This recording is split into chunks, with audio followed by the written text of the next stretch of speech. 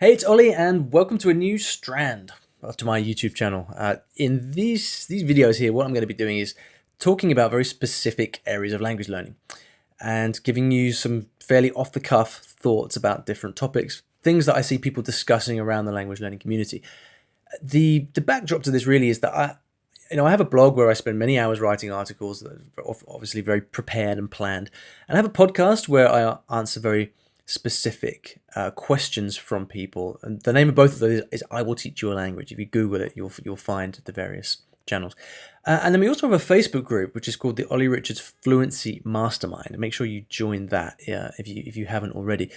And the thing is, in that group, a lot of stuff comes up, right? There are a lot of really in-depth, passionate discussions about different areas of language learning, and I often want to I chime in as much as I can, but I'm often not on Facebook all the time. And so I wanted a way to kind of more systematically talk about interesting issues that have to do with language learning. And so that's what I'm going to use this channel for. So make sure to subscribe if you haven't already, because I'll be releasing these quite regularly. So there'll be a lot of good stuff. So the topic for today is why you shouldn't slow down your audio. This comes from a trend that I've noticed from people who are in the Facebook group talking about listening to audio using sites such as News in Slow Spanish. I think there are other languages as well, and tools like Yabla, where you can actually press a button and slow down the audio. And people will seem to like this because, well, it makes sense, right? If the audio is slower, you have more time to listen to, you have more time to process the words and phrases that you hear. It gives you more time to think, so it's not such a big overload on your brain. But is this a good thing to do? I'm going to answer this from the perspective of improving your listening skills. Okay, because I'm assuming that if you're listening to audio, then the one thing that you want to be able to do is to improve your listening skills. Now, there's only ever going to be two reasons that you don't understand what something is when something is being said. Okay, so whenever you're listening to native speakers talk, or you're watching a movie or whatever it may be, there are only ever going to be two reasons that you don't understand. Reason number one is that you don't know the words or phrases that are being used. So maybe the language is just too complicated for what you know. It's above your level. So reason number one is that you don't know what's being said.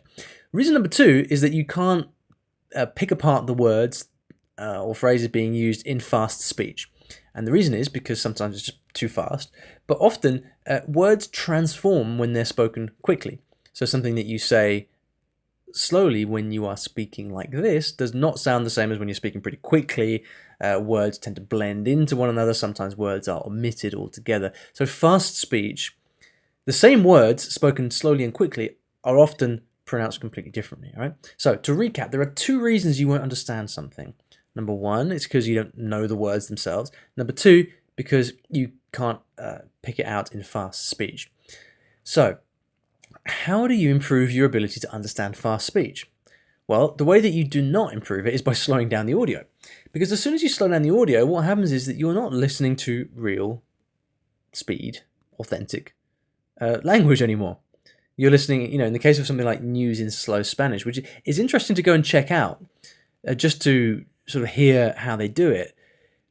It's someone basically reading something slowly. So they are speaking a little bit like this, which of course is completely unnatural. Now that can be good if your aim is to learn new words, but if your aim is to improve your listening skills, you need to be spending most of your time listening to fast speech spoken naturally. Because if you don't, how do you ever expect to be able to condition yourself and train yourself to understand people speaking at natural speed if what you're doing is listening to stuff that's artificially slowed down? Or just different because it's spoken slowly. Now, the obvious objection at this point is, well, Ollie, that's fine, but whenever I listen to stuff at natural speed, I don't understand it because it's too hard for me. Now, in that case, let's be clear about the problem. The problem is not that it's too fast, because natural speed is natural speed. The problem is you don't understand the language that's being used. Okay? It's a problem of level and of vocabulary and of natural grammar, perhaps. It's not a problem of speed. So don't conflate the two issues. If you slow it down, you're not helping yourself, really, because you still don't understand that language. So what you need to do is to listen to material that's at your level. It's Stephen Krashen's comprehensible input. Right? So you listen to material that is at your level and then just a little bit more so that you understand quite a lot of what's being said already.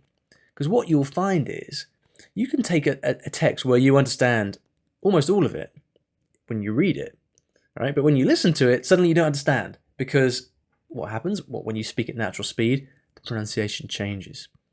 Right? So the way that you condition yourself to listen to and understand natural speech is by spending your time listening to that.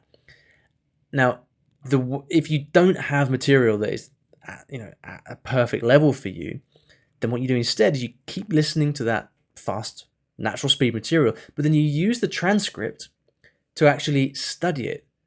So you can have the words on a piece of paper, and then you can take your time to go through and underline stuff, look stuff up in a dictionary, do whatever you want to do, make sense of the language, but then go back and listen to it at fast speed, because then you already know, you understand what's being said, and then you can use the fast speed to start to condition and strengthen your ear. That is the way that you do it. By slowing down the audio, all you're doing is you're robbing yourself of the opportunity to improve, to learn to understand native speakers. All right, so don't mix up these issues of not being able to cope with the language itself with not being able to cope with the speed. Right? Now, sometimes I do slow the audio down. It can be useful at times. The times that I will slow down the audio is if there is something that's where I've got the text, for example, and I can see the words that are being spoken, and I can hear them, but there's a huge difference. Like the connected speech is massively different. So something can be read, but it will really change in fast speech, and it might be too fast for me to really be able to understand. So in that case, what I might do is slow down the audio so I can really just pick up on how the pronunciation is changing when it's spoken quickly. But again, that's very targeted, and that's for a very good reason. That is to help my ear understand. It's not to learn the words necessarily. But again, that's something I only do, very, very occasionally, and almost all of the time. Almost all the rest of the time, I'm listening to stuff at natural speed, and I'm using the transcript to help me understand. And I'm using if it's too hard for me, then I'll study it, and then I'll go back and I'll listen to it at natural speed. All right, so I hope that was helpful. Please subscribe to the channel if you'd like to get more of this promoted in your YouTube feed so you know what's going on. And let me know whether you agree or disagree with what I've said in the comments below. I'm making sure to go in and read all the comments so we can get a nice discussion going. See you next time.